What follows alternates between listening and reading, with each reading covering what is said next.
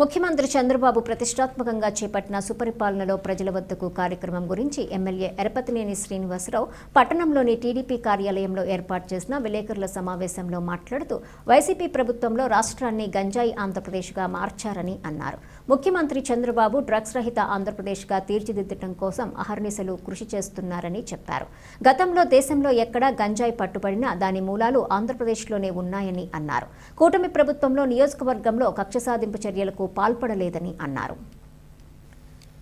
నియోజకవర్గంలోని వైసీపీ నాయకులు సోషల్ మీడియాలో రప్పారప్ప వీడియోలు వైరల్ చేస్తున్నారని, ఇంకా మీరు మారాల్సిన అవసరం ఉందన్నారు.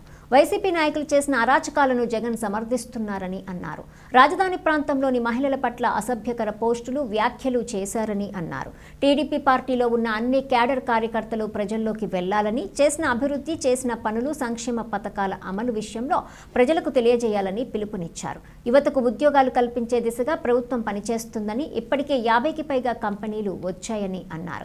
కంపెనీలను రాబట్టుకోవటానికి ఎంతో శ్రమ చేయాల్సి వస్తోందని, గత ప్రభుత్వం చేసిన తప్పిదాల వలన కంపెనీలు రావాలంటే భయపడుతున్నారని అన్నారు. సిమెంట్ కంపెనీల వలన నష్టపోయినటువంటి రైతులకు వైసీపీ ప్రభుత్వంలో ఎందుకు నష్టపరిహారం ఇవ్వలేకపోయారని మాజీ ఎమ్మెల్యే కాసు మహేష్ రెడ్డిని ప్రశ్నించారు. సిమెంట్ కంపెనీల ద్వారా నష్టపోయినటువంటి రైతులకు నష్టపరిహారం, ఉద్యోగాలు ఇస్తున్నామని అన్నారు.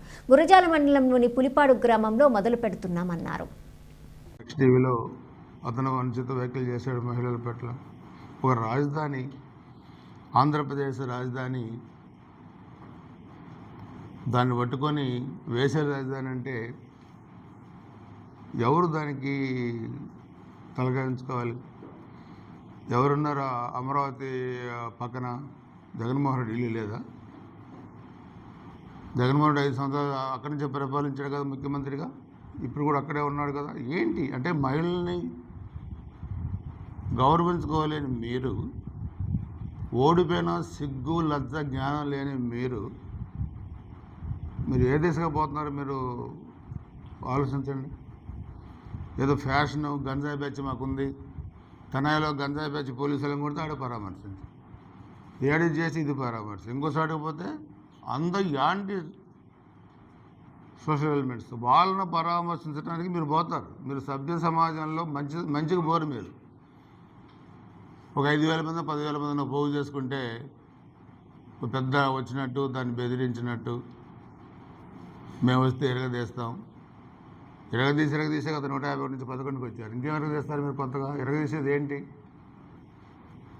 మాకు కూడా ఒకసారి చాలా కోపం వచ్చింది, కానీ మాకు మా అధిష్టానం ఉంది పైన, ఏం మాట్లాడలేం పరిస్థితి. విజ్ఞత అది మాకు అందాన్ని చెబుతున్నాడు. విజ్ఞత, ఆ విజ్ఞతే మాకు ఒకసారి ఇబ్బందుల పరిస్థితి కూడా మాకు తెచ్చిపెట్టే పరిస్థితి ఉంది. అబద్ధాలు చెప్పటం అంటే సమాజం కూడా ఆలోచిస్తుంది. ఈరోజు చాలామంది నాతో మాట్లాడారు వైసీపీ వాళ్ళు.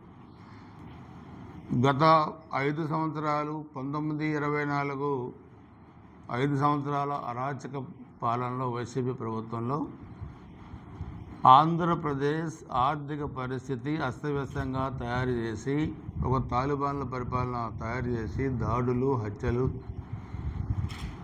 ఆస్తుల విధ్వంసం, శుక్ర శనివారాలు వస్తే బుల్డోజర్ల పరిపాలన, గుంతలు లేని రాష్ట్రం, జీతాలు ఇవ్వలేని రాష్ట్రంగా తయారు చేసి,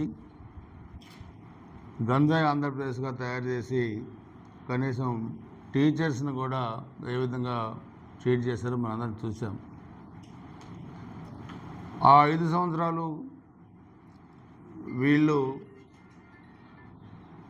గంజాయిని ఏ విధంగా వ్యాపారం చేసి కింది స్థాయిలో పిల్లలకి, కాలేజీల్లో, యూనివర్సిటీల్లో పిల్లలకి ఏ విధంగా దాన్ని నేర్పించారో, దాని వేల కోట్ల వ్యాపార సామ్రాజ్యాన్ని ఏ విధంగా విస్తరింపజేశారో, ఈరోజు దాన్ని కంట్రోల్ చేయాలంటే, ఒక పాతుకుపోయిన వ్యవస్థని కంట్రోల్ చేయాలంటే ఈ ప్రభుత్వానికి తలకు మించిన భారంగా తయారైపోయింది.